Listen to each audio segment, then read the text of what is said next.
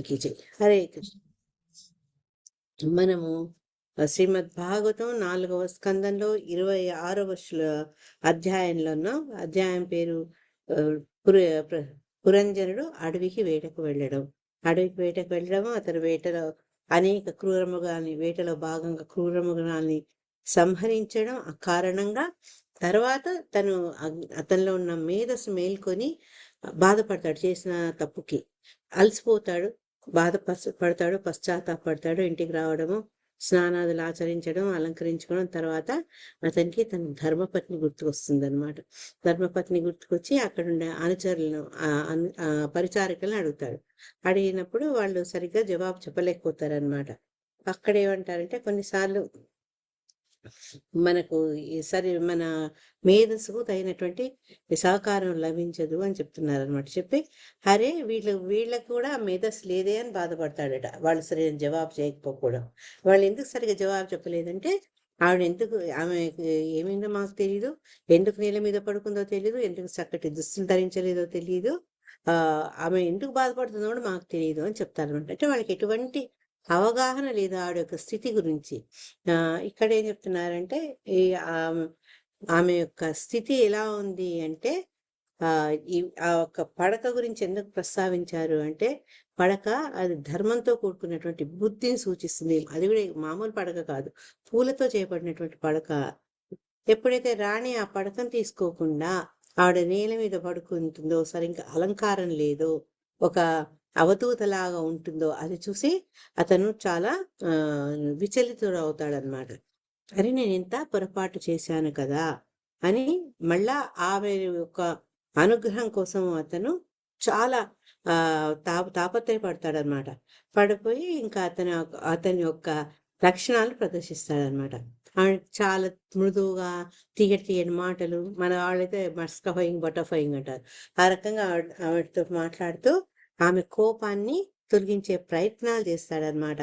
అంతేగాక అది మనస్ఫూర్తిగా పశ్చాత్తాపంతో అరే నేను వెళ్ళిపోయానే నా ధర్మపత్నిని వదిలి అని అతను ఆ చింతనతో బాధపడుతూ ఆమెను ఒప్పించే తర్వాత ఆమె సర్దిపుచ్చే ప్రయత్నాలు చేశాడనమాట. దానికి ఆచార్యులు ఏం చెప్తున్నట్టే, ఎప్పుడైతే మనం చేస్తున్న పొరపాట్ల వల్ల, పాపకార్యాల వల్ల ఆ బాధ కలుగుతుంది, దాన్ని గుర్తిస్తాము, అప్పుడు దానికి చిహ్నం ఏంటంటే మనలో ఉన్నటువంటి మేధ వికసించినట్టు. అటువంటి చైతన్యము, అటువంటి మార్పు ఎప్పుడు వస్తుందంటే మనము భగవంతుణ్ణి ఆశ్రయించినప్పుడే. ఎప్పుడైతే భగవంతుని ఆశ్రయించి కృష్ణ కాన్షియస్నెస్, అదే కృష్ణ చైతన్యం చేసి తెచ్చుకుంటామో అప్పుడు ఏంటంటే ఏవైతే మనం భగవంతుని మర్చిపోయి పాపకార్యాలకు చేసేందుకు ప్రోత్సహించబడిందో అటువంటి పరిస్థితులంతా కూడా మనల్ని పుణ్య మార్గంలోకి వెళ్లేందుకు సహకరిస్తుంది అనమాట. పురంజనుడు చాలా ఎక్స్పర్ట్ అనమాట. మంచి మంచి మాటలు మాట్లాడి ఆమెను మెప్పించేందుకు మెల్లగా ఆమె దగ్గరికి వెళ్తాడనమాట. వెళ్ళి ఇంకా ఈ రోజు నుంచి నేను నా సొంత బుద్ధిని ఉపయోగించను, నేను నీకు భిన్నంగా నా అంతలో నేను ఆనందించే ప్రయత్నాలు నేను చేయను అని చెప్పి ఫస్ట్ ఆవిడ కాళ్ళు పట్టుకుంటాడు. ఆ పాదాలను స్పృశించి దాన్ని ఏమని చెప్తారంటే ఆచార్యులు, ఒక వ్యక్తి యొక్క పాదాలు పట్టుకున్నాము అంటే మనం అహంకారం వదలడం, అంటే వాళ్ళ గొప్పతనాన్ని, వాళ్ళ ఆధిపత్యాన్ని మనము మనస వాచా కర్మణ అంగీకరించినప్పుడే యువతల వాడి కాళ్ళు పట్టుకుంటాం. సరే ముక్కుబడిగా పట్టుకున్నాం అనుకోండి, పట్టుకున్న యువతల వాడికి తెలుస్తుంది, మనకు తెలుస్తుంది. అదేదో ఇప్పుడు పిల్లలకు చిన్నప్పుడైతే మా చిన్నప్పుడు ప్రతి పండుగలకు, బర్త్డేకి కొత్త బట్టలు కట్టుకున్నప్పుడు, తీర్థాలకు వెళ్ళి వచ్చిన పెద్దవాళ్ళు వాళ్లకు పాదాభివందనం చేయడం, వాళ్ళ నుంచి ఆశీర్వచనాలు తీసుకోవడం చక్కటి అదొక సాంప్రదాయం, సంస్కృతి అనుకోరాదండి. కానీ ఇప్పుడు పిల్లలకు దండం పెట్టుడు అనే కాన్సెప్ట్ చాలా తగ్గిపోయింది. వాళ్ళకి తగ్గిపోయిందని వాళ్ళ విమర్శించే బదులు మనం కూడా వాళ్లకు అరే మీరు పెద్దవాళ్లకు నమస్కరించాలి, దండం పెట్టాలి. ఎందుకంటే సాక్షాత్ కృష్ణుడే ఆయన నందమహారాజు ఏమంటారు పాదుకల్ని ఎత్తున పెట్టుకొని మోసేవాళ్ళు. అంటే పెద్దవాళ్లకు, ముఖ్యంగా తల్లిదండ్రులకు ఆ మర్యాద గౌరవం వాళ్ళు ఇవ్వాలి పిల్లలు. ఒకవేళ పిల్లలకు తెలియకపోతే మనము చెప్పాల్సిన అవసరం ఉంటుందన్నమాట. ఇది ఎందుకు ఈ పాదాలు పట్టుకోవడానికి ఇంకొక అసలు గూఢార్థం ఏంటి అంటే ఒక గురువుని అహంకారాన్ని వదిలిపెట్టేసి గురువును, భక్తుల్ని, వైష్ణవుల్ని గౌరవించడం. అంటే వాళ్లకు ఆధిక్యత ఇచ్చి మనల్ని మనల్ని తక్కువగా పెట్టుకొని వాళ్ళకు నమస్కారం. ఇప్పుడు శిలా ప్రభుపాదుల వారు ఈ ప్రభు అన్న కాన్సెప్ట్ పెట్టింది కూడా అంతే. అంటే ప్రభువు అనేవాడు పాలకుడు అవుతాడు, ప్రభువుని సేవించే వాళ్ళు సేవకులు అవుతారు. అందుకే మన పేర్లలో కూడా దాస్, జగన్నాథ్ దాస్, అనిరుద్ దాస్, అట్లా దాసులుగా అనమాట. ఆ దాసు, నేను దాసుని, నువ్వు ప్రభువు అన్న భావనతోటి ఒక వైష్ణవుడికి గౌరవించడం అనమాట. ఆ కాళ్ళు పట్టుకోవడానికి అంత అర్థం ఉంది. మనకి ఇవన్నీ చూస్తుంటే ఏంటంటే చాలా లౌకికంగా జరుగుతున్నాయి. పురంజని మధ్య వ్యవహారము, మా ఒక భార్యాభర్తల మధ్య జరుగుతున్న ఒక సంఘటనలను అనిపిస్తుంది, కానీ దానికి ఇంత అంతరార్థం ఉంది. అది గురువులు మనకు చెప్తుంటారనమాట. తర్వాత ఏంటంటే ఆమెను కౌగలించుకొని తన ఒళ్ళో కూర్చోబెట్టుకుంటారనమాట. అంటే ఏంటి అంటే, ఏ మేధస్సును, ఏ ధర్మపత్నిని అతను వదిలిపెట్టాడో అది మళ్ళీ దాన్ని స్వీకరించాడు అని అర్థం అనమాట. ఇక్కడ ఈ గురువు యొక్క ఇంపార్టెన్స్ గురించి చాలా మాట్లాడారు శ్రీల ప్రభుపాదుల వారి పర్కోట్లో. లాస్ట్ క్లాస్ అని ఒక్కసారి గుర్తు చేయండి. ఆ బుక్ నుంచి కొన్ని కొటేషన్స్ చదివి వినిపిస్తారు. 21 నుంచి 26 శ్లోకాల్లో పురంజనుడు తన భార్యను ఏ రకంగా ఒప్పించాడు అని తెలుసుకుంటాం. పురంజనువాచ నూనం త్వకృత పుణ్యాస్తే భృత్యా ఏశ్వీశ్వరాశుభే కృతాగ స్వాత్మ కృతాగ స్వాత్మ సాకృత్వా శిక్ష ఉంటే తల్లి శిక్ష దండం నయుంజతే. ఎస్ తల్లి చదువు. సారీ చదువు. హరే కృష్ణ. పురంజనోవాచ నూనం త్వకృత పుణ్యాస్తే భృత్యా ఏషిర్వారః శుభే. కరెక్టేనా మాతాజీ? శుభే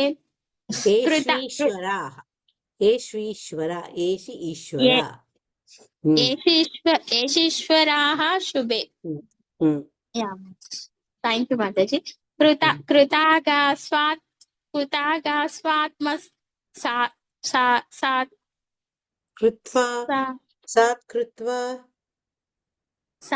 సాత్కృత్వా శిక్షా దండం న యుంజతే. హరి కృష్ణ. అర్థం చదువు. పైనకే శ్రీల ప్రభుపాద్కి జై. పురంజనుడు పలికెను, ఓ కళ్యాణి, సేవకుని తన వాణిగా భావించడి యజమాని అతడు చేసిన అపరాధములకు శిక్ష విధించనప్పుడు ఆ సేవకుడు దురదృష్టవంతుడనియే భావింపబడును. Thank you Mataji. హరే. అంటే ఒక్కోసారి చూడండి ఎంత చక్కగా చెప్పారు అర్థము. ఒకవేళ సేవకుడు తప్పు చేస్తే అధికారి, ఆ యజమాని ఒకవేళ శిక్షించలేదు అనుకోండి, అది వాడి దురదృష్టము అని చెప్తున్నారు. ఎందుకంటే తన వాడు అనుకుంటే ఆ యజమాని అతన్ని సరిదిద్దే ప్రయత్నాల్లో భాగంగా శిక్షించేవాడు, మందలించేవాడు. ఇప్పుడు అది శిక్షించలేదు అంటే అతని పట్ల ఇతనికి ఎటువంటి అనుబంధం లేదు అని అర్థమవుతుంది అనమాట. అందుకని ఇక్కడ తనని పోల్చుకుంటున్నాడు ఎవరు? పురంజనుడు. శిక్ష ఏం విధించబడ్డాడంటే ఆమె ఎంతో మాట్లాడకుండా అరిగిపోయి నేల మీద పడుకుంది కదా, దాన్ని అతను శిక్షగా పరిగణిస్తున్నాడు అనమాట. అందుకని అతనికి అభ్యంతరం లేదు ఆమె ఆ శిక్ష వేసినప్పటికీ కూడా. ఇక్కడ ఏం చెప్తున్నారు శిలా ప్రభుపాద ఏంటంటే, మోడర్న్ కల్చర్లో, మోడర్న్ సొసైటీలో ఏంటంటే పెంపుడు జంతువుల్ని, అందరిలో పెంపుడు జంతువులు ఉంటాయి కదా, ముఖ్యంగా అమెరికా ఇట్లాంటి ప్రాంతాల్లో పిల్లులు కుక్కలు పెంచుకోవడం సర్వసాధారణం. ఇవన్నీ ఏంటంటే వైదిక నాగరికతలో కూడా అట్లా ఉంచేవాళ్ళు అని. జంతువులు అంటే అప్పుడు ఏంటి, ఈ ఆవులు కానీ, తర్వాత గుర్రాలు కానీ, వాటన్నిటిని చాలా చక్కగా వాటి శ్రద్ధ తీసుకునేవారు. సేవకుల్ని కూడా ఇట్లా స్వీయ సంతానం లాగా చూసేవాళ్ళు. వాళ్ళ బాగోగులు, కష్ట నష్టాలు, అవసరాలు అన్నీ కూడా యజమాని తనదిగా భావించి తీర్చేవాడు అనమాట.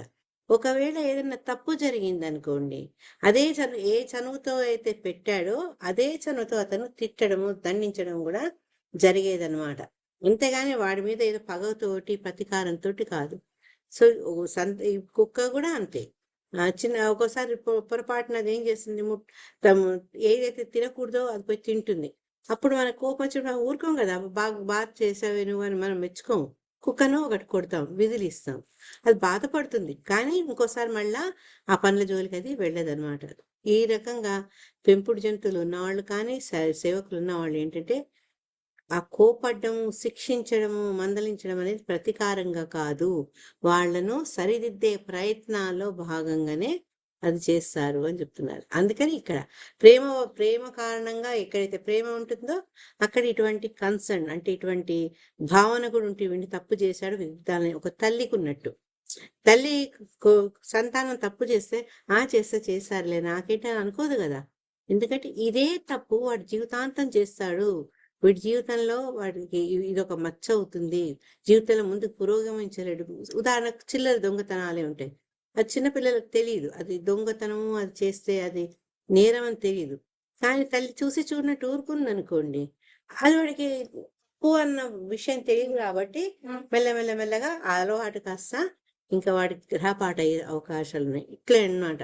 పేరెంట్స్ వాళ్ళను మంచి మార్గంలో తీసుకొచ్చేందుకు కొన్నిసార్లు శిక్షించాలి, కొన్నిసార్లు దండించాలి అన్నమాట. ఇప్పుడు రాజు ఏమనుకుంటున్నాడు అంటే ఆ రాణి తన మీద అలగడాన్ని అది ప్రేమతోటి తన మీద కరుణ చూపిస్తూ ఈ శిక్ష విధించింది అని అనుకుంటాడు అనమాట. కానీ శ్రీల ప్రభుపాద ఏం చెప్తున్నారంటే ఇక్కడ రాణి ఎందుకు అలా ప్రవర్తించింది అంటే రాజు ధర్మపత్ని అయిన తనను వదిలి పాపకర్మాలు చేసేందుకు అడవికి వెళ్ళాడు, అది తప్పు కాబట్టి ఆమె అతని మీద తన కోపాన్ని ప్రదర్శించింది. అదే కోపాన్ని పురంజనుడు ఏమనుకుంటాడు, అరే నా భార్య నన్ను ప్రేమిస్తుంది కాబట్టి నా మీద కోపం తెచ్చుకుంది అని అతను కూడా భావిస్తాడనమాట. ఇక్కడ శిలా ప్రభుపాదులు వారు ఏమంటున్నారంటే ఎప్పుడన్నా సరే భగవంతుని సంకల్పం వల్ల ఏదైనా వ్యక్తి ఎవరైనా వ్యక్తి ఎప్పుడైనా శిక్షలకు గురి అయితే దాన్ని ఆ శిక్ష అనుభవించాల్సి వచ్చినప్పుడు కలతపడద్దు అని చెప్తున్నారు. ఎందుకు అంటే మనం చాలాసార్లు ఈ శ్లోకం చదువుకున్నాం. ఎప్పుడైనా భక్తుడికి విపత్కర పరిస్థితులు సంభవిస్తే, ప్రతికూల పరిస్థితులు ఏర్పడితే అప్పుడు భగవంతుని కానీ తన భాగ్యాన్ని కానీ నిందించుకోకుండా భగవంతుడి కరుణలాగానే భావించాలి. దామోదరి పాపం అట్లా పడేంత అవస్థపడుతుంది, కానీ తను నిజంగా నాకెందుకు దేవుడు ఇట్లా చేశాడు అని అనుకోవట్లేదు. తను ఇంకా నయం కాలుతో పోయేది వేలుతో పోయింది అని సంతోషపడుతుంది. అంటే మనలో ఉండాల్సిన యాటిట్యూడ్, మన ప్రవర్తనలో ఉండాల్సిన తీరు అదే అన్నమాట. ఈ శ్లోకం మనకు ఇదివరకు కూడా చాలాసార్లు కోట్ చేసినాం. 10వ స్కందంలో 14వ అధ్యాయంలో 8వ శ్లోకం. అది చాలా చక్కటి శ్లోకం అన్నమాట. అంటే అది ఎట్లుండాలి అంటే మన జీవితంలో ప్రతి ఒక్క వ్యక్తి జీవితంలో ఎగుడు దిగుడులు వస్తాయి, పరీక్షా కాలాలు వస్తాయి. ఒక సమయంలో మనకేంటంటే అనుకోనిది జరిగితే భగవంతుడి మీద అలక కూడా వస్తుంది, భక్తి చేయాలన్న భావన వల్ల నశిస్తుంది, ఒకసారి మనసు విరిగిపోతుంది. అట్లాంటిది ఎప్పుడన్నా మనం ఎదుర్కోవాల్సి వచ్చినప్పుడు ఈ శ్లోకం మనకు మార్గదర్శకం కావాలి. తత్తేనుకంపాం సుసమీక్షమాణో భుంజాన ఏవాత్మకృతం విపాకం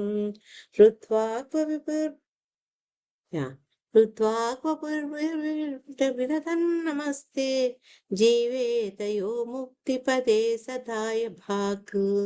శ్రీమద్ భాగవతం 10వ స్కందం 14వ అధ్యాయం 8వ శ్లోక. ఇది చాలా శిలా ప్రభుపాద అయితే దాని మీద ఎన్ని పేజీల వివరణ రాశారు. భక్తుడు తన జీవితంలో అపజయాన్ని అన్ని సమయాల్లో మనం అనుకుంది జయవంతం కాదు, కొన్నిసార్లు ఫెయిలియర్ కూడా ఎదుర్కోవాల్సి వస్తుంది. కష్టాన్ని భగవత్ అనుగ్రహంగా గ్రహించి, కష్టాలు ప్రతి ఎవరికి ఎంత చెట్టుకంత గాలి అని ప్రతి ఒక్కరి జీవితంలో ఏదో ఒక కష్టాలు ఉంటాయి. చిన్న పిల్లల దగ్గర నుంచి మొదలు పెడితే పండు వృద్ధుల దాకా కష్టాలే కష్టాలు. చిన్న పిల్లలకి ఏంటి పరీక్షలు కష్టం, ఆడుకోనియకుండా అమ్మ ఆపడం కష్టం, వాళ్ళ వల్ల వాళ్ళకి కష్టాలు. వార్ధక్యాలు ఏంటి, కూర్చుంటే లేవలేరు, లేస్తే కూర్చోలేరు, పడుకుంటే నిద్ర పట్టదు, తింటే అరగదు. తర్వాత భవిష్యత్తు ఎలా ఉంటుందో, తన ముగింపు ఎట్లా వస్తుందో ఆలోచనలతో కలిగించే కష్టం. ఈ రకంగా ప్రతి స్టేజ్లో మనిషికి కష్టాలు తప్పవన్నమాట. ఎటువంటి కష్టం వచ్చినప్పటికీ కూడా అది భగవద్ అనుగ్రహంగా భావించాలట. అది ఎవరు? భక్తుడు చేయాల్సిన పని. నాకు ఇటువంటి పరీక్ష పెట్టావా తండ్రి, ఆహా నేను నీ దాసుణ్ణి, నువ్వు నన్ను ఏమైనా చేసుకొని ఆయనకి ఇంకా ఇంకా ఇంకా వందనాలు ఇవ్వాలట, అన్ని కీర్తించాలి. ఎట్లయితే కుంతి మహారాణి కనుక చేసిందో, నాకు అంత లెవెల్ మనం లేము. నాకు మళ్ళా విపత్తులు రావాలి, ఎందుకంటే నాకు విపత్తులు ప్రతి సమయంలో నువ్వు వచ్చి మాకు అండగా ఉన్నావు అని అంటుంది కదా ఆవిడ. అట్లా కోరక్కర్లేదు. కానీ విపత్తు సమయంలో ఏంటంటే భగవంతుడికి మనకున్న పరిస్థితులకు ఆయన నిందించకుండా, దోషాన్ని పెట్టకుండా భగవత్ కరుణగా అనుకోవాలట. ఆ ఎందుకు అనుకోవాలట అంటే, అటువంటి చిన్న చిన్న కష్టాల వల్ల ఏంటంటే అవి శిక్షలు అన్నమాట. మనం చేసిన అనేక పాప కార్యాలు, అది నేను ఎప్పుడు ఒక్క తప్పు చేయలేదని, నేను ఒక్కరిని ఇబ్బంది పెట్టలేదు, ఒక్కడితో కూడా ఒక పొల్లు మాట్లాడలేదు అనుకుంటాం. అది ఇప్పుడే కాదు, మనం అనేక జన్మల్లో అనేక యోనుల్లో తిరిగినప్పుడు ఎన్ని పాపాలు మనం మూట కట్టుకున్నా మనకు తెలియదు. అందుకని అట్లాంటి మనకు తెలిసి తెలియక చేసిన ఈ పాప కర్మాల వల్ల మనకి చిన్నపాటి శిక్ష. ఇంతకుముందు అన్నాం కదా, కాలుతో బదులు ఏలుగు బదులు గోరు పోయింది అని భగవంతుని, అదే కూడా నీ కటాక్షము అని తలుచుకోవాలన్నమాట. అయినా భగవంతుడు తనకు తేలికపాటి శిక్ష విధించినాడు అని తలైపోవాలి. అంటే ఎంత భక్తుడు అంటే, తనకు వచ్చిన కష్టాన్ని, ఓ భగవంతుడా నువ్వు ఇంత జ్ఞానంతో నన్ను పోనిచ్చావు, లేకపోతే ఇంకా ఇంత కష్టం రావాల్సింది, కానీ కరుణ వల్ల నాకు ఇంత కష్టంతోనే నా పాపాలు కడిగేస్తున్నావు అని ఆయన కృతజ్ఞతలు చెప్పుకోవాలట. అని చెప్పుకుంటూ శిలా ప్రభుపాదు ఇక్కడ అన్నారు కదా, అధికారిగా యజమాని గాని, యజమాని జంతువు తప్పు చేస్తే, పెంపుడు జంతువును తప్పు చేసిన సేవకుని శిక్షించాలి, అట్లా శిక్షించబడకపోతే అది వాడి దురదృష్టం అన్నారు. ఎందుకు చెప్తున్నారు అంటే, ఒక తప్పు చేసిన వ్యక్తికి గనక ఎప్పుడైతే శిక్ష పడుతుందో అది సరి అయింది అనమాట. శిక్ష తప్పించుకున్నాడు అనుకోండి, శిక్ష తప్పించుకుంటే ఏంటంటే అది మళ్ళా నెక్స్ట్ జన్మకి అవి క్యారీ అవుతాయి. మనం చేసే పాపాల ఫలితాలు, శిక్షలు మనం అనుభవించాల్సిందే. అది లా ఆఫ్ నేచర్, ప్రకృతి ఒక నియమాలు అవి. కానీ ఇక్కడ ఏంటి అంటే, మనం ఇప్పుడు తప్పించేసుకున్నా కూడా నెక్స్ట్ టైం దాన్ని అనుభవించాల్సి వస్తుంది. అందుకని శిలా ప్రభుపాద అని ఏం చెప్పారంటే, మను సంహితను కోట్ చేశారు. మన సంహితలో రాజు నేరస్తులకు ఉరి శిక్ష వేయడము సమంజసమా కాదా? ఇప్పుడు మన దగ్గర కూడా కొన్నాళ్ళు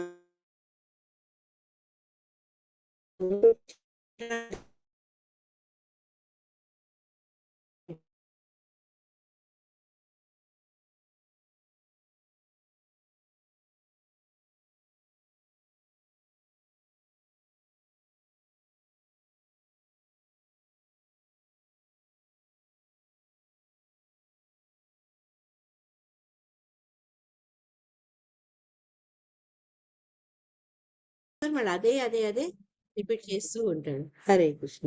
22 పరమోనుగ్రహో దండో భృత్యేషు ప్రభుణార్పిత బాలో న వేద తత్వన్వి బంధు కృత్యమర్షణ. హరే కృష్ణ. హరే కృష్ణ మాతాజీ, నేను చదవనా? చదవండి. పరమోనుగ్రహో దండ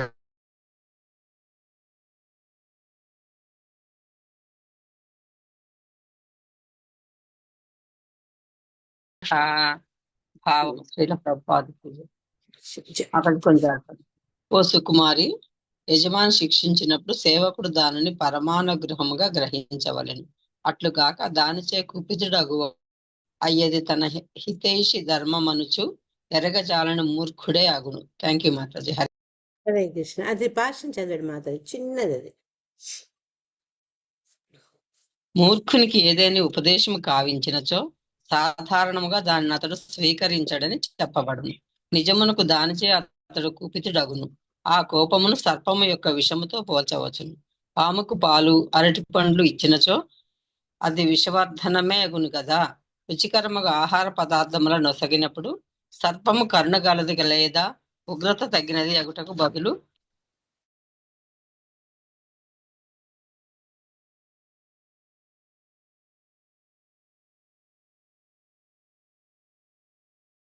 హరే కృష్ణ. హరే అంతే. మన చిన్నప్పుడు శతకంలోను సో సుమతి శతకంలోను వేమన దాంట్లో చదువుకున్నాం మనము. అది చేరి మూర్ఖుడి మనసు రంజింపరాదు. వాడికి ఏది మంచి మాట చెప్పినా వాడు అది తీసుకోలేడనమాట. కోపం వస్తుంది. సర్వసాధారణంగా ఇవి మన ఇళ్ళల్లో కూడా జరుగుతుంటాయి. వాళ్ళు ఆలోచించలేదు, తప్పులు చేస్తారు. నువ్వు తప్పు చేసినావంటే వాళ్ళకి అది కోపం కూడా వస్తుంది అనమాట. ఎందుకంటే ఆలోచన శక్తి వాళ్ళ లేదు. ఆ మూర్ఖత్వం కారణంగా వాళ్ళు ఏంటి అంటే ఎవరైనా ఏదైనా చెప్తే వాడు స్వీకరించడు, పైనుంచి మనతోటి కొట్లాడతాడు, తిరగబడతాడు అనమాట. అందుకని ఇక్కడ ఏం చెప్తున్నారు అంటే పాముకు మనం ఏది ఇచ్చినా కూడా అది దాని విషం తగ్గదు, దాని కరుణ పెరగదు అని చెప్తున్నారు అనమాట. అంతేకాక ఆ విషాన్ని పెంచుకుంటదట. పాము నైజం అది. నువ్వు పాలు పోయి పాము కుడుతూనే ఉంటుంది. ఇప్పుడు వారికి పండ్లు పెట్టు అని పాము నిన్ను కుడుతూనే ఉంటుంది అనమాట. అందుకని ఇక్కడ ఏం చెప్తున్నా అంటే మూర్ఖుడికి ఉపదేశం కావించినప్పుడు అతను తను సరిదిద్దుకోడు, కోపం తెచ్చుకుంటాడు అని చెప్తున్నారు. ఈ కోపము గురించి వచ్చినప్పుడు చిన్న ఇన్సిడెంట్ చెప్తాను. మనం మొన్న జయప్రకాశ స్వామి గురు మహారాజ్ యొక్క వ్యాస పూజ గురించి మాట్లాడాం కదా. ఆయన తోటి మాకు చాలా సంవత్సరాల కింద ఒక చిన్న సంఘటన జరిగింది. మహారాజ్ ఒక ఇంట్లో హోమ్ ప్రోగ్రామ్ అవుతుంది. హోమ్ ప్రోగ్రామ్ అవుతున్నప్పుడు అది ముందు అందరూ కలిసి ఆయనకి పాద పూజ చేశారు. పాద పూజ చేసినాక సామాన్యంగా ఏం చేశారు, పాద పూజ చేసినాక ఆ నీళ్లను అందరి మీదకి బ్రెస్సింగ్ లాగా చల్లుతారు. సరే మహారాజు అది అయిపోయింది, గురు మహారాజు క్లాస్ మొదలు పెట్టారు భగవద్గీత.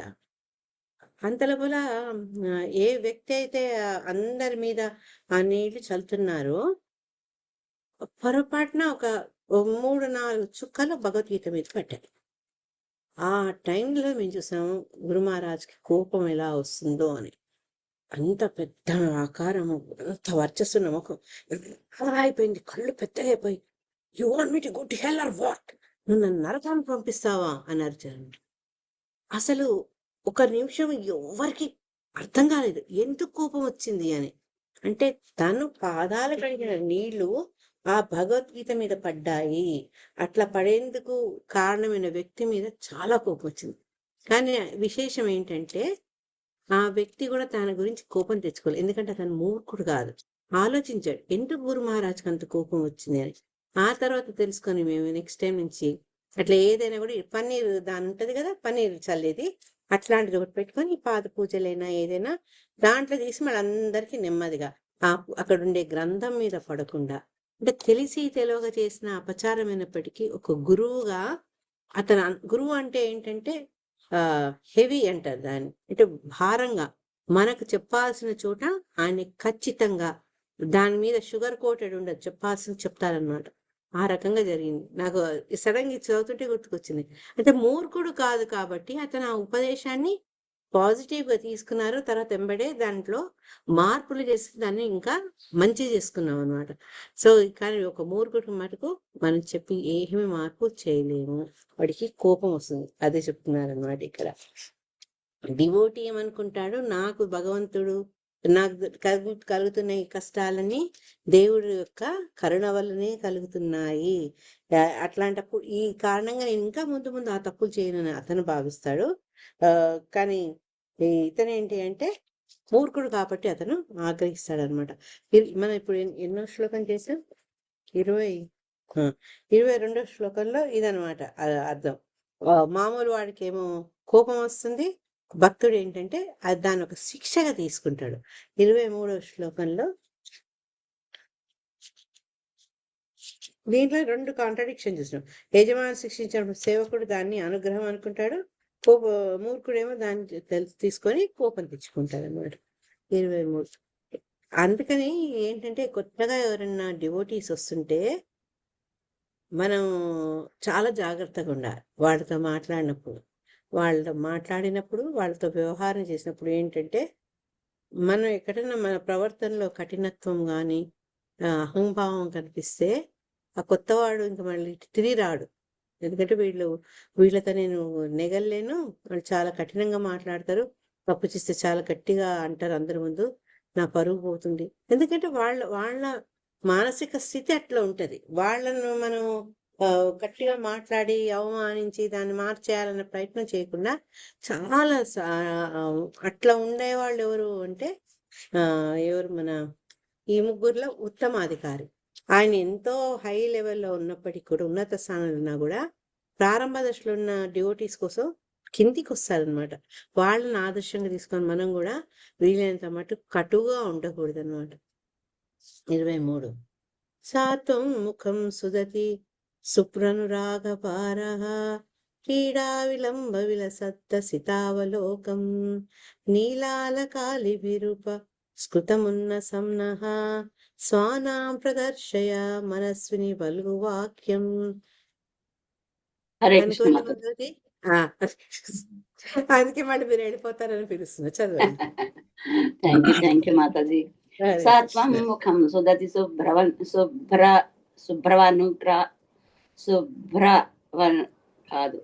శుభ్రానురాగభార ఆ, వ్రీడా విలంబి విలసద్ధసితావలోకం నీలాలకాలిభిరుపస్కృతమున్న సంనః స్వానాం ప్రదర్శయ మనస్విని వల్గువాక్యం.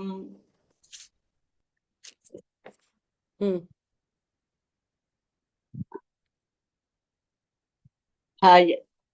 ఆర్యారత్నమా, నీవు సుందరమగు దంత పంక్తి కలదానవు, ఆకర్షణీయమగు లక్షణములచే మనస్వినియై గోచరించుదానవు. అట్టి నీవు నీ కోపమును వీడి నాపై దయచూపము, అనురాగముతో చిరునవ్వు చిందింపము. నీ సుందరవదనమున చిరునవ్వును తిలకించినప్పుడు, అందమైన నీ నల్లని కురులను మరియు ఉన్నతమగు నాసికను గాంచినప్పుడు, నీ మధురమగు వాక్కులను వినినప్పుడు నీవు మరింత సుందరముగా గోచరించి నన్ను ఆకర్షించవు. నీవేనా పరమ ఆదరణీయ యజమానురాలువు. హరే కృష్ణ. హరే కృష్ణ. అది శిలా ప్రభుపాద్ వారి పర్పోట్లో మళ్ళా శంకరాచార్యులతో చెప్పబడినట్టు భజగోవిందం ఇది కూడా మనం చదువుకున్నాం. స్త్రీ పట్ల ఆకర్షణ పురుషుణ్ణి ఎంత దిగజారుస్తుందో అన్నమాట. ఇక్కడ ఏంటంటే మామూలు ఒక సాధారణ అంటే వ్యక్తిత్వం సరిగ్గా లేనివాడు, దృఢమైన వ్యక్తిత్వం లేనివాడు ఇక్కడ దాన్ని ఆడంగి అయిన భర్త అని అన్నారు. అటువంటి వాడు ఏంటంటే భార్య యొక్క సౌందర్యానికి చాలా ఆకర్షితుడై అతనికి ఆమెను పరిచేందుకు ఆమె కరుణా కటాక్షాల కోసం ఒక సేవకుడిలాగా ప్రయత్నిస్తాడు.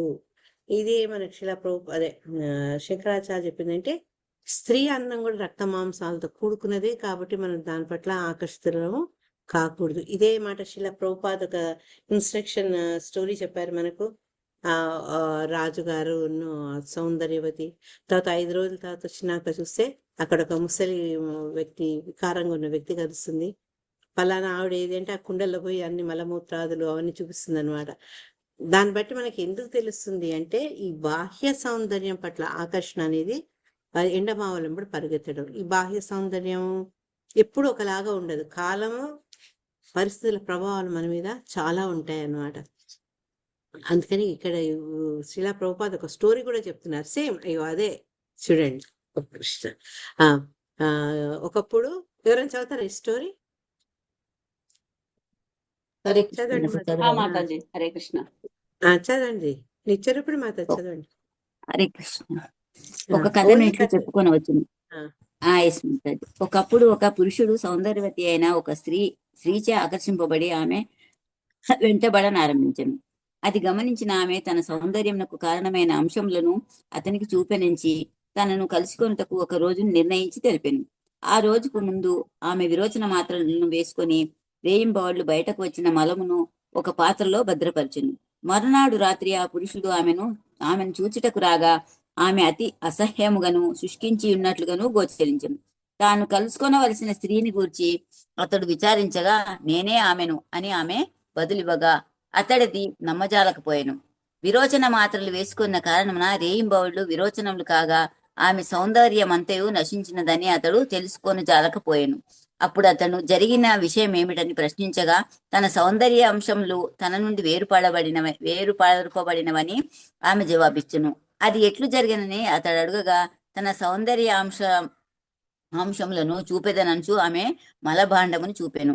దాన్ని గాంచినంతనే అతడు సౌందర్యవతి అయిన స్త్రీ అనగా కేవలము రక్త మల మూత్ర భాండమే అని తెలుసుకొనెను. నిజమునకు ఇదే సత్యము. కానీ భ్రాంతిమయ స్థితిలో పురుషుడు సౌందర్యముచే ఆకర్షితుడై మాయకు బలియగును. హరే కృష్ణ. Thank you Mataji. చదవనంగతం నమస్తే నేను- చాలు కదా. చాలు చాలు అయిపోయింది. హరే కృష్ణ. దీన్ని శంకరాచార్యులు ఏమన్నారంటే, నారీ సనభర నాభీ దేశం దుష్కామాగా మోహావిషం వికారం మనసి విచింతయ వారం వారం యువతల బలిష్టమైన సనమల వంపు సొంపును నాభిస్తరము చూసి మాయామూర్తుడు కాకు, అవి శరీరం అందరి క్రొవ్వు మాంసముల వికార రూపమని తరచూ ఊహించుము అని చెప్తున్నారు. ఎందుకు చెప్తున్నారు అంటే, ఈ భౌతిక ప్రపంచంలో రెండు విపరీతంగా ఆకర్షిస్తాయి మనుషుని, కాంత అండ్ కనకం. అంటే కనకం అంటే కేవలం బంగారం అనే కాదు, సంపదలు కూడా. ఇవి రెండు ఆకర్షిస్తాయి. కానీ ఆ రెండు కూడా ఏంటంటే ఒక మనిషి యొక్క వ్యక్తిత్వాన్ని నశింపజేస్తాయి. మనం చరిత్రలో చూసుకున్న ఒక స్త్రీ యొక్క ఆకర్షణలో పడి స్త్రీను ఆనందపరిచే ప్రయత్నాల్లో వాళ్ళు రాజులు వాళ్ళ రాజ్యాన్ని కోల్పోయారు. అంతెందుకు, రావణాసుడు వద్దురా నాయన సీతమ్మ వారి జోలికి పోవద్దు, ఆమె సామాన్య స్త్రీ కాదు, ఆమె భర్త మామూలు వ్యక్తి కాదని చెప్తే కూడా ఆఖరికి చివరి దాకా మరీచుడు కూడా చెప్తాడు వద్దు, నేను చూశాను, అతను చాలా శౌర్యవంతుడు, నీకు అది హితవు కాదు అని చెప్తే కూడా వెళ్ళి పరస్త్రీ వ్యామోహంతో అతను ఏంటి మొత్తం లంకకే చేటైపోయింది అనమాట. మాతాజీ సారీ చేస్తున్నా. ఓకే, మారిచ్చాడు. అట్లా ఏంటంటే ఈ స్త్రీ ఒక ఆకర్షణ ఉంటుంది కదా, అది మనలో ఆలోచించే ధోరణి పూర్తి నశింపజేస్తుంది అనమాట. స్త్రీని ఇంప్రెస్ చేసేందుకు, వాళ్ళని సుఖపెట్టేందుకు వాళ్ళు పాపం తాపత్రయపడుతూ ఉంటారు, సంపాదిస్తూ ఉంటారు. వాళ్ళను కొంచెం వాళ్ళ కరడతో ఒక చిరునవ్వు నవ్వుతే దానికోసం ఎంతైనా చేస్తారు అనమాట. కానీ ఇక్కడ మటుకు శిలా ప్రభుపాదుల వారు వర్కౌట్లు ఏం చెప్తున్నారు అంటే, ఈ ఆమెను మళ్ళా ఇతను అంతగానో బుజ్జగించి ఆమెను ఎందుకు ప్లీజ్ చేసే ప్రయత్నాలు చేస్తున్నారు అంటే, ఆవిడ పూర్వ సౌందర్యాన్ని చక్కటి దుస్తులు కట్టి ఆమె ఆనందంగా ఉండాలని ఎందుకు కోరుకుంటున్నారు అంటే, దాన్ని ఏం సూచిస్తుంది అంటే, పురంజనుడు ఆవిడని ప్రార్థించడం, మన ఒరిజినల్ కాన్షియస్ కోసం మనం ఏ రకంగా అయితే ప్రయత్నిస్తాము అంటే, మనలో నిద్రించినటువంటి చేతనను జాగృతి చేసేందుకు, పెద్ద మాటలు మాట్లాడుతున్నా, జాగృతి చేసేందుకు ఒక మానవుడు ఎలా ప్రయత్నిస్తాడో ఆ రకంగా ఇక్కడ పురంజనిని మళ్ళా ఆమె మామూలుగా అయ్యి ఆమె యొక్క కరుణ తన మీద పడేందుకు ప్రయత్నం చేస్తున్నట్టుగా పోలుస్తున్నారనమాట. ఆ రాణి యొక్క సౌందర్య లక్షణాలన్నీ కూడా ఒక భక్తుడి యొక్క లక్షణాలు. ఎప్పుడైతే కృష్ణ భక్తి రసభావంలో ఉంటే మనలో కనపడే లక్షణాలతోటి పోలుస్తున్నారు. సామాన్యంగా ఒక భక్తిలో లీనమైన వాళ్ళలో ఎటువంటి లక్షణాలు చూస్తాం మనం? చెప్పండమ్మా. భక్తుల యొక్క లక్షణాలు కొన్ని. శాంత స్వభావం ఉంటుంది మాతాజీ. దుఃఖి అని దుఃఖి అంటారు. ఇంకా ప్రశాంత చిత్తంతో ఉంటారు మాతాజీ. వామ్మ, వెరీ గుడ్, ప్రశాంతంగా ఉంటారు. ఇంకా ఎస్ మాతాజీ, కరెక్ట్ చెప్తున్నారు, బ్రహ్మాండంగా చెప్తున్నారు. హెల్పింగ్ నేచర్ అయి ఉంటది మాతాజీ. ఇంకోటి, థ్యాంక్ యూ నాగచంద్రిక మాత. ఇంకోటి సంతోషంగా ఉంటారు. ఇప్పుడు చూడండి, శిలా ప్రభుపాద్ ఆయన శిష్యుల దాంట్లో చూడండి, వాళ్ళు ఎంత ఆనందంగా ఉంటున్నారో అసలు. ఆ చాంట్ చేస్తూ, ఆ నృత్యం చేస్తూ భగవద్నామ స్మరణలో ఆనందం, ఇట్లా ఫేస్ లో ఒక తేజస్సు కనిపిస్తుంది. ఎందుకు అంటే వాళ్ళ భక్తిని భక్తి రసాన్ని వాళ్ళు ఆస్వాదిస్తున్నారు. అవునా? అదే అనమాట ఈ భక్తుల్లో ఉండేది. అవి సౌందర్యం. ఆటోమేటిక్ గా భక్తుల్ని చూస్తే మనకు ఒక ప్రశాంతమైన భావన వస్తుంది. నేను ఇంకా నర్సరీ స్టేజ్ లోనే ఉన్నా. నేను జిమ్ కి పోయినప్పుడు ఒక కజకిస్తాన్ పక్కన బుజ్కిస్తాన్ ఏదో ఉంది ప్లేయర్, అక్కడ ఆవిడ ఇన్స్ట్రక్టర్ ఉండేది. ఆమె ఎప్పుడు అనేది something is different in you, something is different you అనేది. అంటే నీలో ఏదో డిఫరెన్స్ ఉంది, అందరిలా లేవు అని నేను చెప్పిన. అప్పుడు ఒకసారి చెప్పా, ఏమీ లేదు, మేము ఎక్కువ భగవంతుడిని తలుచుకుంటాం, బహుశా నీకు అట్లా అందుకే అట్లా అనిపిస్తుందేమో అంటే. అది కూడా ఒక ప్రీచింగ్ అవకాశంగా తీసుకుని తనకు అట్లా చెప్పారు అన్నమాట. అవును మాతాజీ, మీరు కూడా అట్లనే మాట్లాడతారు చాలా శాంతంగా, అందరినీ తల్లి తల్లి అని చెప్తుంటారు. చాలా మంచిగా అనిపిస్తుంది. తెలిసిపోతుంది. మన డివోషన్ లో ఉన్న వాళ్ళకు వేరే వాళ్ళకి తెలుస్తుంది డిఫరెన్స్. అందుకని ఏంటంటే ఆ లక్షణాలతోటి పోలుస్తూ ఆవిడ పూర్వపు సౌందర్యాన్ని చూడగోరుతాడనమాట. ఎప్పుడైతే మనిషి తన ఒరిజినల్ కాన్షియస్ అంటే నిజమైన తన యొక్క చేతనను పొందుతాడో అప్పుడు అతనికి స్థిరత్వం ఉంటుంది. ఎట్లయితే సొంత ఇంట్లో మనం ఎంత కంఫర్టబుల్ గా ఉంటామో మనలో గనక ఆ భావన అట్లా వస్తే, కృష్ణ భక్తి భావన, మన ఒరిజినల్ కాన్షియస్నెస్ వస్తే మనలో ఆటోమేటిక్ గా ఒక శాంతత ఏర్పడుతుంది అనమాట, ప్రశాంత చిత్తం. అప్పుడు ఏమవుతుందంటే అతని యొక్క జీవితం సుఖప్రదం, జయప్రదం అవుతుంది. వీటన్నిటి కారణం ఏంటంటే కృష్ణ భావన, మనలో నిద్రీకృతమైన భావన మళ్ళా లేపాలి. అది ఎట్లా లేస్తుంది మాతాజీ? భక్తుల సాంగత్యం గురువు ద్వారా తెలుసు. ఈ రెండు. ఇంకొకటి హరే కృష్ణ మంత్రం హరే కృష్ణ మంత్రం అది చక్కగా జపించడం వల్ల ఈ 3. Thank you Mataji. 24వ శ్లోక. నృత్యం చేయడం అమ్మా, నృత్యం చేయడం కూడా నృత్యం చేయడము, గానం చేయడము ఇవన్నీ సెకండరీ థింగ్స్. మెయిన్ మీరు చెప్పినట్టు చాంటింగ్, కదా, గురువును ఆశ్రయించడం, సత్సంగతో ఉండడం.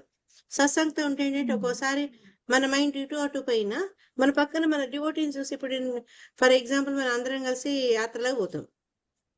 రోడ్డు మీద మంచి ఉల్లిపాయ పకోడీ అమ్ముతుంటే ఒక్క నిమిషం తింటే బాగుండు అనిపిస్తుంది, పాత వాసనలు. కానీ అరే మన డివోటీస్, మన అందరి పక్కన డివోటీస్ ఉన్నారు, అట్లా చేయకూడదు, మన ఆఫర్డ్ ఫుడ్డే తినాలి, అవునా అంటే మళ్ళా మన ఇటు అటు పోతున్న మైండ్ ని గుంచుతుంది సత్సంగం. అదే అనమాట. హరే కృష్ణ. 24వ శ్లోకం. తస్మిన్ దచేదమహం తవ వీర పత్ని యోన్యత్ర భూసుర కులాత్కృత కిల్బిషస్తం సారీ పశ్యేత్ అన్యత్ర వై మురరిపోరిత రత్రదాసాత్. ఇక్కడ ఇతరత్ర దాసాత్ మనం స్ప్లిట్ చేసి చదవండి చేసి. తస్మిన్ దధేదమహం తవ వీరపత్ని యోన్యత్ర భూసర కులాత్కృత కిల్బిషస్తం హస్యేన వీతభయన్మున్మిలితం త్రిలోక్యాం అన్యత్ర వై మురరిపోరితరత్ర దాసాత్. హరే కృష్ణ. హరే కృష్ణ. వీరపత్ని, నీ ఎడ ఎవడైనా అపరాధం చేసినచో నాకు తెలుపుము. అట్టివాడు బ్రాహ్మణ వర్ణమునకు చెందినవాడు కానిచో తప్పక నేను శిక్షించదును. మురారి శ్రీకృష్ణుని దాసుని తప్ప ముల్లోకములలో గాని అన్యత్రా గాని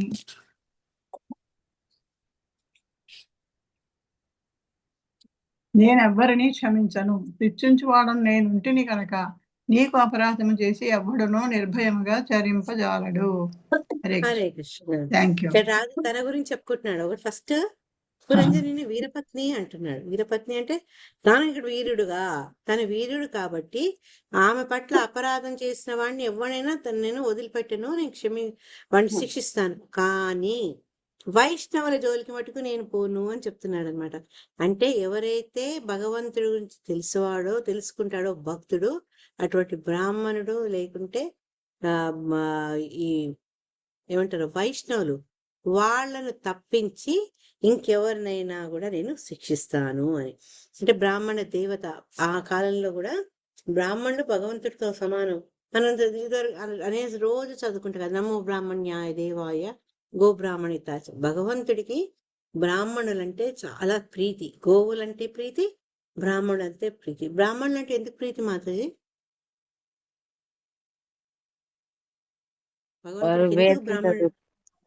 వేదం చదువుకుంటారు, ఇంకా దేవుడి పూజ చేస్తారు, అందరికి ప్రచారం చేస్తారు కదా. అది ఇంపార్టెంట్. వాడు తెలుసుకున్నది అందరికి చెప్తాడు కదా. బ్రాహ్మణ వృత్తి అంటే ఏంటంటే అది యాచన చేసి బతకడం కాదు, తనకు తెలిసిన భగవత్ జ్ఞానాన్ని 10 మందికి పంచడం, భగవంతుడి సేవలు చేయడము. భగవంతుడి సేవలు ఎంత ఇంపార్టెంటో 10 మందికి తెలియజేస్తాడు. తప్పు చేయకూడదు, ఏం చేయాలని సూచిస్తాడు. అందుకే కదా రాజులందరూ కూడా మంత్రులుగా బ్రాహ్మణులు పెట్టుకునేవారు, అవునా? తిమ్మరసు చూడండి, తిమ్మరసు చూడండి, తర్వాత చాణక్యుడు చూడండి, వీళ్ళంతా బ్రాహ్మణులు. ఎందుకంటే వాళ్ళు పరతత్వం తెలిసిన వాళ్ళు కాబట్టి రాజుల్ని కూడా సన్మార్గంలో నడిపించేందుకు మార్గదర్శకత్వం చేసేది.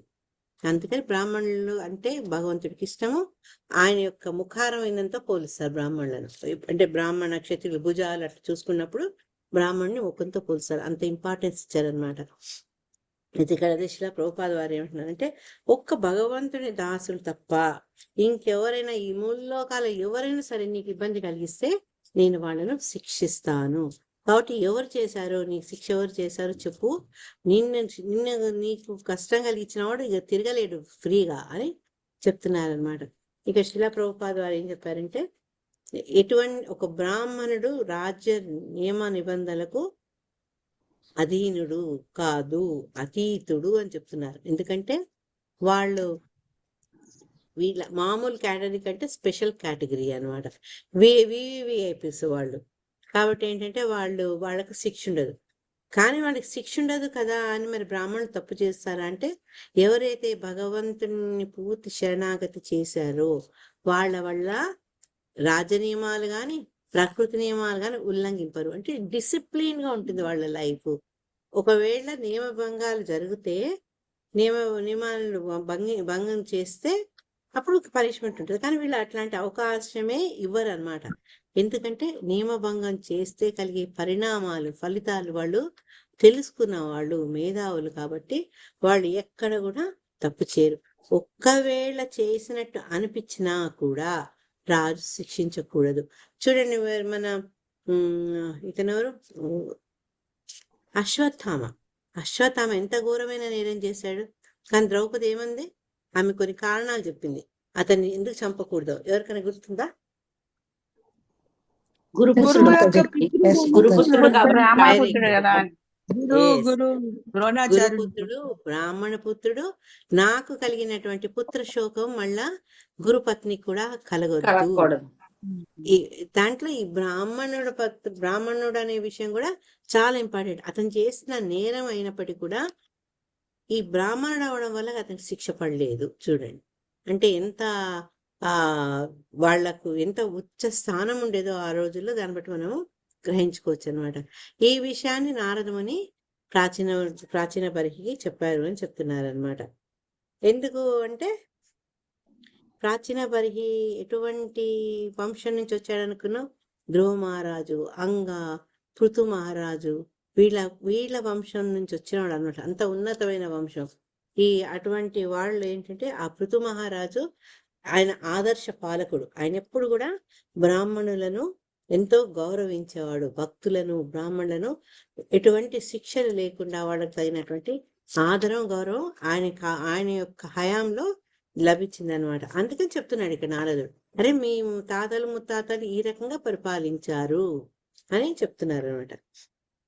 తర్వాత ఏం చెప్తున్నంటే, ప్రతి ఒక్కళ్ళ మనకు ఉండేది, ఈ జీవికి ఉండేది శుద్ధమైన కాన్షియస్నెస్, అంటే పరిపూర్ణమైనటువంటి శుద్ధమైనటువంటి చేతన.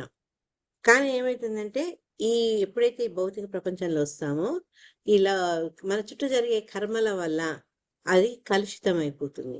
మాయ ప్రభావం అనుకోవచ్చు, మన చుట్టూ జరుగుతున్న చర్యలు అవుతుండొచ్చు, మనం చేసే కర్మలు అవుతుండొచ్చు. వీటన్నిటితో ఏంటంటే మనలో ఉండేటటువంటి మన కాన్షియస్నెస్, కృష్ణ భావన అది ఒక్కోసారి కలుషితం అవుతుంది అనమాట.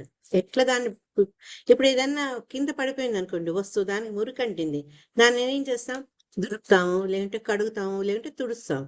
అదే రకంగా మన చైతన్యానికి ఎప్పుడైనా ఇట్లాంటి కల్మషాలు అయితే, కలుషితం అయితే, దానికి ఏం చేయాలట అంటే, మనం వేటిని చేస్తే ఆ కలుషితమైన చైతన్యం మళ్ళా శుభ్రపడుతుంది అంటే, దానం చేయాలట, యజ్ఞం చేయాలట, తపం చేయాలట. ఇవన్నీ పుణ్యకర్మలు. తపోదాన యజ్ఞం. తపం అంటే ఇప్పుడు మనం ఏకాదశి అట్లా ఆస్టారిటీస్ అనమాట. మన ఇచ్ఛానుసారంగా కొన్ని మనము దేహాన్ని కష్టపెట్టినా కూడా మనం వాటిని ఆచరించే తపం అనమాట. ఇక యజ్ఞం అంటే మనందరికీ తెలుసు, చాలా మంది ఋత్వికులు తర్వాత క్రమ పద్ధతిలో వేదానుసారంగా చేసే చర్యలు యజ్ఞాలు. తర్వాత దాన తపస్సు, దానాలు, పుణ్యకర్మలు, ఇవన్నీ కూడా ఏంటి అంటే, ఎప్పుడైతే వాటిని చేస్తూ ఉంటామో మనలో ఉండే చైతన్యం జాగృతం అవుతుంది. లేకపోతే ఏంటంటే ఈ బాహ్య ప్రభావానికి అది కలుషితం అవుతుంది అని చెప్తున్నారు అనమాట. కానీ ఎప్పుడన్నా పొరపాటున మనం ఒక బ్రాహ్మణుడికి లేకుంటే ఒక వైష్ణవునికి అపరాధం చేస్తే, వైష్ణవ అపరాధం చేస్తే మన కాన్షియస్ మళ్ళా అది చైతన్యం పొందే అవకాశమే లేదు అని చెప్తున్నారు అనమాట. పొద్దున అనుకోకుండా ఈరోజు అదే విషయంలో మళ్ళా చదవాల్సి వచ్చింది. చైతన్య మహాప్రభు చెప్తారనమాట, ఒకవేళ వైష్ణవ అపరాధం చేస్తే అది ఒక పిచ్చి ఏనుగు పొలాల పడ్డట్టు. అది ఏం చేస్తుంది, పొలాల పడి అది ఏం చేస్తుందో తెలియదు, సమూలంగా తీసి పడేస్తుంది చెట్లను. అదే రకంగా వైష్ణవ అపరాధాలు చేస్తే మనలో ఉండే భక్తిలతా బీజాలన్నీ కూడా పెరికివేయబడతారండి. అంత తప్పు అనమాట మనలో జరిగేది. కాబట్టి ఇక్కడ ఏం చెప్తున్నారంటే శిలా ప్రభుపాదుల వారు వైష్ణవ అపరాధం చేయకుండా చాలా జాగ్రత్తగా ఉండాలి అని చెప్తున్నారనట. వైష్ణవ బ్రాహ్మణ, ఈ బ్రాహ్మణుల కంటే అధికులు వైష్ణవులు అనమాట. మహావైష్ణవుడు అయినటువంటి ఆయన గమ్మత్తు ఈరోజు నేను చదవలేదు, కానీ ఇదే విషయాలు నేను మా దగ్గర రసమాలని చెప్పిన కమలముఖి చూడు, ఇదే కూడా అదే చెప్పారు. ఏది అంబరీషుని పట్ల దూర్వాసుడు చేసింది కూడా. దూర్వాసుడు ఏం చేశాడు, అతను తన ఒక అహంభావంతో అంబరీషుడు లాంటి అంత గొప్ప భక్తుణ్ణి శిక్షించదలుచుకున్నాడు, తపో బలంతో, అహంకారంతో. అప్పుడు సుదర్శన్ అదే అంటున్నా, అనుకోకుండా ఇవే చెప్పినా మళ్ళీ రిపిటేషన్ లాగుంది క్లాస్ నాకు ఇప్పుడు. సో అతను ఏం మాట్లాడేది, అంబరీషుని యొక్క అతను వైష్ణవుడు కాబట్టి ఇతని కోపాన్ని కూడా అతను మన్నించి అతని పాపం ఒప్పించే ప్రయత్నాలు చేస్తుంటాడు. అప్పుడు సుదర్శనుడు అనమాట కోపం వస్తుంది. ఒక భక్తుడి పట్ల జరుగుతున్నటువంటి ఈ అనుచిత కార్యాన్ని అతను సహించలేక వెంబడి సుదర్శనుడు శిక్షించేందుకు దూర్వాసుడు వెంబడి పడ్డం. దూర్వాసుడు అన్ని చోట్లకు తిరిగి నానా తిప్పలు పడతాడనమాట. కాబట్టి ఏంటంటే బ్రాహ్మణుడు కానీ సన్యాసి కానీ సామాన్య గృహస్థుడే కానీ అంబరీషుడిలాగా వైష్ణవుడై ఉండాలి ఎవరైనా సరే. ఇక్కడ అంబరీషుడు రాజైనప్పటికీ అతను అంత గొప్ప వైష్ణవుడు కాబట్టి దూర్వాసుడికి ముప్పు తిప్పలు పడక తప్పలేదన్నమాట. కాబట్టి ఏంటి అంటే మనం చేసే పుణ్యకార్యాల వల్ల మనలో ఉండే ఈ పాపపు ఛాయలు వెళ్ళి మన కాన్షియస్, మన ఉండే చైతన్యం విశుద్ధం అవుతుంది. అది మరి అందరికి దాన ధర్మాలు చేయలేము, యజ్ఞాలు చేయలేము అంటే ఇక్కడ మనకి ఇచ్చిన బెస్ట్ మెథడ్, ఈజీ మెథడ్ ఏంటంటే చాంటింగ్ ద్వారా పాపములచే కప్పబడినప్పుడు కృష్ణ భావన. ఎందుకంటే మామూలుగా మనలో ఉండే కాన్షియస్నెస్ కృష్ణ భావన రసామృతము ఈ పాపాలతో కప్పబడి ఉన్నప్పుడు ఏం చేయాలంటే ఆ పాపాలను తొలగించాలి అంటే హరే కృష్ణ మహామంత్రాన్ని జపించాలి. మనకు భాగవతంలో కూడా చెప్పారు కదా, కృష్ణవతా స్వకథా కృష్ణ పుణ్యశ్రవణ కీర్తన హృదయంత సూహ్య భద్రాన్ని వినోది సుహృస్థిత.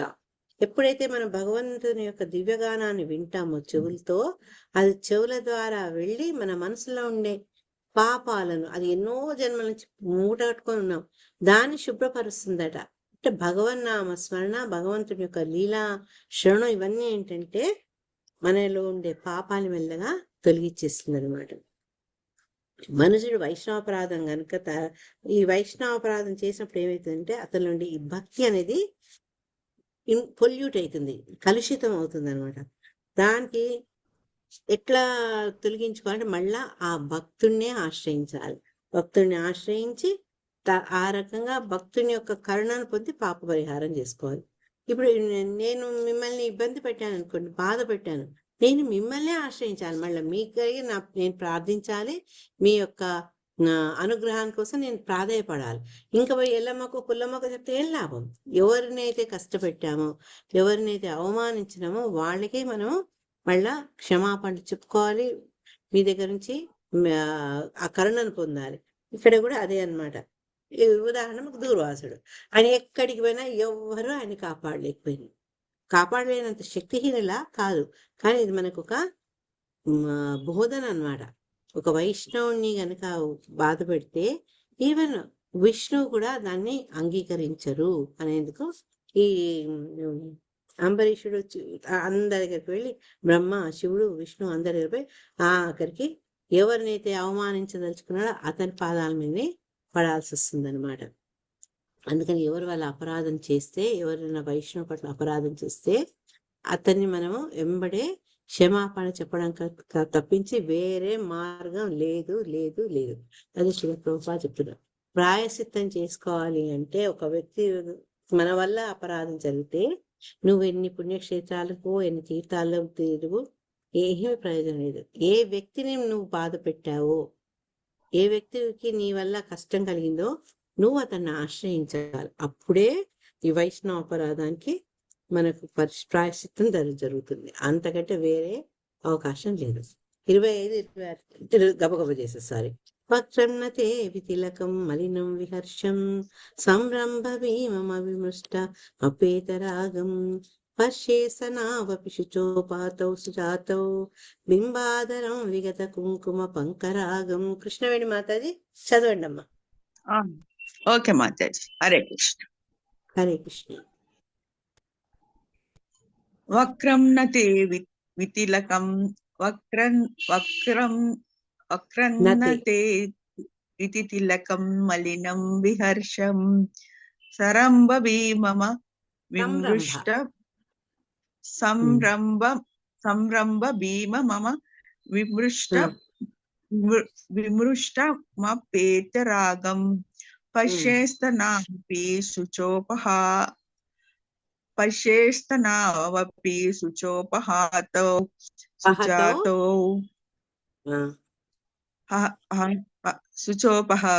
సుజాతౌ బింబాదరం వికిత కుంకుమ పంకరాగం. హరే కృష్ణ. పంకరాగం చాలా కుంకుమ పెట్టారు. హరే కృష్ణ. చదవండి అమ్మా. చదివి. హరే కృష్ణ. ప్రియమైన పత్ని, తిలకరహితముగా ఇంతవరకు నేను ఎన్నడును ముఖమును కాంచి ఉండలేదు. నువ్వింత కిన్నురాల వగుట, కాంతి విహీనము మరియు అనురాగరహితవు అగుట నేను చూడలేదు. బాష్పదారులతో నీ స్తనద్వయము తడిసిపోవుట, నీ బింబాధరములు ఎరుపు కాంతి విహీనములై ఉండుట నేనెన్నడును గాంచలేదు. హరే కృష్ణ మాతాజీ. చదవండి, అది కూడా చదవండి ఆన్లైన్. ఓకే మాతాజీ. భాష్యం. కుంకుమ సింధూరములతో అలంకరించుకొనినప్పుడు ఇక్కడ కనిపిస్తుంది ప్రతి స్త్రీ అతి సుందరముగా కనపట్టును. పెదిమలకు కుంకుమము అలదుకొనినప్పుడు కూడా ఆమె పరమాకర్షణ లిప్స్టిక్ కుంకుమ వర్ణం. పెదములకు కుంకుమ వర్ణము అలదుకొనినప్పుడు కూడా ఆమె పరమాకర్షణీయముగా నగును. కానీ మనుజుని చైతన్యము బుద్ధి కృష్ణ పరమగు ఆలోచన రహితమైనప్పుడు అతడు ఖిన్నుడు కాంతి విహీనుడు కాగలడు. చురుకైన బుద్ధి ఉన్నప్పటికీ అతడెట్టి లాభమును పొందజాలడు. హరే కృష్ణ మాతాజీ. భగవంతుని యొక్క కృష్ణ చైతన్యం కొరవైతే ఏ రకంగా ఉంటాడో కుంకుమ దేని అలంకరణ లేని ఆవిడతోటి పోల్చి చెప్తున్నారనమాట. 26వ శ్లోకం రేపు ముగిద్దాము. ఈరోజు నేను కొన్ని కొటేషన్స్ చెప్తాను స్పిరిచువల్ మాస్టర్ గురించి. అది 22వ శ్లోకం. 22 కాదు, 21 మాతాజీ. 21 కూడా కాదు, 20th శ్లోకంలో చెప్పారనమాట. శరణాగతి గురుపాద పద్మంలో సృష్టించినప్పుడు ఆరంభమవుతుంది. ప్రామాణిక గురువు సేవించడం ద్వారా కృష్ణ భక్తి భావన ఆధ్యాత్మిక జీవితం ఆరంభం కలుగుతుంది. ఇది శ్లోక 20లో చెప్పారు. అంటే ఇంపార్టెన్స్ ఆఫ్ స్పిరిచువల్ మాస్టర్ చెప్పారనమాట. దాని గురించి చక్కటి, అది ఏంటంటే శిలా ప్రభుపాద చెప్పింది కాదు, అది మనకు వేదాల్లో దాంట్లో కూడా చెప్పారనమాట. తర్వాత వైష్ణవ గ్రంథాల్లో కూడా చెప్పారు. ఒక 2-3 చెప్తా. ఇది యాక్చువల్గా భాగవతంలో 11వ స్కందంలో వస్తుంది. గురువు ఇంపార్టెన్స్. ఆచార్యమ్మ విజానీయాన్ నావమన్యేత కరిహిచిత్ నమధ్య బుద్ధ్యాశ్రూయేత సర్వ దేవమయో గురువు. అంటే ఏంటట అంటే గురువు ఆచార్యుని భగవంతుడిలాగానే తెలుసుకొని, అంటే భగవత్ సమానుడుగా తెలుసుకొని ఆయన్ని ఎప్పుడు కూడా మనము అమర్యాద చేయకూడదు అని చెప్పుకుంటూ, అంతేకాదు గురువు మీద మనం అసూయ పొందకూడదు, తర్వాత అతను ఒక సామాన్య జీవి అని భావించకూడదు. ఎందుకంటే అతను నాకే కాదు అందరి దేవతలకు కూడా ఒక ప్రతినిధి అని చెప్తున్నారు. అంటే సాక్షాత్ భగవంతుడు ఇచ్చినటువంటి ఇన్స్ట్రక్షన్ ఇది. గురువును ఒక సాధారణ వ్యక్తిలాగా అనుకోకూడదు, అతని మీద అసూయ చెందకూడదు. ఏంటి ఈయనకు ఇంత అనిపిస్తుండే చివరికన్నా, ఇంత ఇంత ఆర్భాటంగా చేయాలా వ్యాస పూజ అని అట్లా ఆలోచించే వాళ్ళు కూడా ఉంటారు. ఎందుకంటే మనకు ఆ కల్మషాలు మనలో చాలా ఎక్కువ, భౌతిక కల్మషాలు. కానీ భగవంతుడు చెప్తుంది ఏంటంటే ఈ భగవంతుని యొక్క ప్రతినిధి అయినటువంటి గురువు దేవతలందరికీ కూడా సమానము, వాళ్ళ ప్రతినిధి. కాబట్టి ఏంటంటే అతను సామాన్యుడని మనం భావించవద్దు. ఇది ఒక ఇంపార్టెన్స్ ఆఫ్ గురు. ఇంకోటి ఏం చెప్పారంటే, గురు కృష్ణ రూపాన శాస్త్రేర ప్రమాణే గురు రూపే కృష్ణ కృప కరేణ భక్తి గణే. ఇట్లాంటి చాలా శ్లోకాలు ఉన్నాయి. నేను ఒక 3-4 చెప్పి ఆపేస్తా. ఇది చైతన్య చరితామృత ఆదిలీలలో చెప్తారంట. ఏంటి అంటే ఈ అనేక గ్రంథాల్లో శాస్త్రాల్లో ఏమి చెప్పారు అంటే, మన దీక్షా గురువు స్పిరిచువల్ మాస్టరు భగవంతుడికి అభిన్నుడు అని చెప్పి, కృష్ణుడు ఏంటంటే ఒక ప్రామాణికమైన గురువు రూపంలో ఆయన శిష్యులకి ఏమంటారు దాన్ని, డెలివరీ చేయడం అంటే ఏమంటారు మాతాజీ, ఉద్ధరిస్తారు. భగవంతుడే ఒక గురువు రూపంలో తన శిష్యుల్ని ఉద్ధరిస్తారు. అది చైతన్య చరితామృతంలో చైతన్య మహాప్రభు చెప్తారనమాట. ఇంకా తరచుగా చెప్పేది ఏంటి అంటే, ముండక ఉపనిషత్తులో ఇంకో శ్లోకం ఉంది. తద్విజ్ఞానార్థం సగుణం ఏవాపి గచ్చేత్ సమితి పాణి స్తోత్రీయం బ్రహ్మనిష్టం. అంటే ఇప్పుడు మనకి ఏదన్నా భగవత్పరమైన ఆధ్యాత్మిక విద్య తెలుసుకోవాలి అంటే అది నీ అంతట నువ్వు చదివి దాన్ని తరక వితర్గాలు చేసుకుంటే వచ్చేది కాదు. ఏం చేయాలి? దాన్ని నువ్వు గురువు, ఒక ప్రామాణిక గురువుని నువ్వు ఆశ్రయించాలి. అది కూడా ఏ రకంగా, ఆ పరంపరా విధానం లాగా ఒక గురువుని మనం ఆశ్రయించి, ఆయన ఈ పరమసత్యం తెలుసుకున్నవాడు కాబట్టి మనకు ఈ దివ్య జ్ఞానాన్ని అతను అందిస్తాడు. సో ఈ ప్రతి శ్లోకం కూడా గురువు యొక్క ఇంపార్టెన్స్ చెప్తున్నారనమాట. అందుకే మనకు భగవద్గీతలో స్వయంగా భగవంతుడు తద్విద్ది ప్రణిపాతేనా కూడా చెప్పారు. ఇది మనం రోజు ప్రేయర్స్ ఫస్ట్ చదువుకునేది ఏంటి? ఓం అజ్ఞానతిమిరాంధస్య జ్ఞానాంజనశలాకయ. ఈ రకంగా అసలు మనకు శాస్త్రాల్లో చూస్తే, భాగవతంలో చూస్తే, భగవద్గీతలో చూస్తే, అనేక వృత్తాంతాలు చూస్తే గురువు యొక్క ఇంపార్టెన్స్ తెలిసింది. అంటే మనం మామూలు లౌకిక జీవితంలోనే ఒక టీచర్ లేకుండా మనం విషయాన్ని సరిగా తెలుసుకోలేము, అర్థం చేసుకోలేము. కానీ ఆధ్యాత్మిక విషయాలు ఏంటంటే ఒక ఖని అనమాట. అది భోషాణం వంటిది అని చెప్తారు ఎవరు, భక్తి పురుషోత్తమ మహారాజు. ఆ భగవత్ విషయము ఒక భోషాణంలో పెట్టినటువంటి చాలా విలువైంది. దాని చాబి ఎవరి దగ్గర ఉందంటే గురువు దగ్గర ఉంది. అది తీసి ఆ విలువైన వస్తువుని మనకు అందజేస్తారనమాట. యస్య దేవే పరాభక్తే యథా దేవే తథా గురో తస్యైతే కైతా హి అర్థాః ప్రకాశంతే మహాత్మనః. ఇది శ్వేతావతార ఉపనిషత్తు. ముందుది ముండక ఉపనిషత్తు, ఇప్పుడు శ్వేతావతార ఉపనిషత్తులో ఏం చెప్తున్నారంటే, ఎవరైతే గొప్పవాళ్ళు ఉంటారో, గొప్పవాళ్ళు అంటే ఆర్థికంగా కాదు, వాళ్ళ వ్యక్తిత్వం గొప్పగా ఉంటుందో వాళ్ళు ఏంటి అంటే, వాళ్ళ గొప్పతనం ఎందుకు ఉంది అంటే, వాళ్ళు ఇటు భగవంతుడిని నమ్ముతారు, తర్వాత వాళ్ళ యొక్క గురువును కూడా అదే రకంగా వాళ్ళు విశ్వసిస్తారు. ఎందుకంటే ఆ గురువు ద్వారానే వాళ్ళు ఈ వేద జ్ఞానాన్ని వాళ్ళు పొందుతారు. కాబట్టి గురువుని ఏమంటారు, శుశ్రూష చేసి ఆ జ్ఞానాన్ని పొందుతారు. కాబట్టి వాళ్ళు భగవంతుని యొక్క ప్రతినిధి అయిన గురువుని కూడా సమానంగా గౌరవిస్తారు, వాళ్ళ గొప్పతనాన్ని తెలుసుకుంటారు. అటువంటి వాడు గొప్పవాడు అని మనకు శ్వేతావతార ఉపనిషత్తులో వస్తుంది. తర్వాత భాగవతంలో 7వ స్కందంలో 7వ అధ్యాయంలో దాని గురించి ప్రస్తావన వస్తుంది. సో ఈ కొన్ని ఈరోజు గురువు గురించి నేర్చుకున్నాం. మళ్ళీ ఎప్పుడైనా అవసరం వచ్చినప్పుడు అవకాశం వచ్చినప్పుడు మళ్ళీ ఇంకొన్ని శ్లోకాలు చదువుకుందాం. ఎందుకు అంటే మనకు ఈ సంస్థలో మనం ఎప్పుడైతే జతగూడినప్పుడు ఆ పరంపర ద్వారా మనం ఏ రకంగా ఈ వ్యవస్థకు కనెక్ట్ అయి ఉండాలి, ఎందుకు గురువు మన జీవితంలో చాలా ఇంపార్టెంట్, గురువు తీసుకోకుండా గురువు యొక్క ఆశ్రయం పొందకుండా మనం ఎందుకు ఏవి పూర్తిగా సాధించలేము, అవన్నీ కూడా ఈ పుస్తకంలోనే చాలా బాగుంది పుస్తకం. మరి అది ఇప్పుడు ప్రింట్ లో ఉందో లేదో కూడా తెలియదు నాకు, ఎప్పుడుదో ఉంటుంది. ఇది ఎప్పుడు 1991 అంటే ఎన్ని ఏళ్ళైందో చూడండి. Spiritual master and the disciples, మొత్తం ఈ బుక్ అంతా గురు శిష్యుల గురించే ఉందన్నమాట. దీక్ష ఏంటి, దీక్ష తీసుకునేందుకు అర్హత ఏంటి, గురువుకు ఉండాల్సిన లక్షణాలు ఏంటి, నాకు ఎప్పుడు టైం దొరికినప్పుడు కొన్ని మీకు చెప్తుంటా. హరే కృష్ణ. శ్రీమద్ గ్రంథరాజ్ శ్రీమద్ భాగవతానికి జై. మన గోపికా గీతం మాతాజీకి జై. హరే కృష్ణ.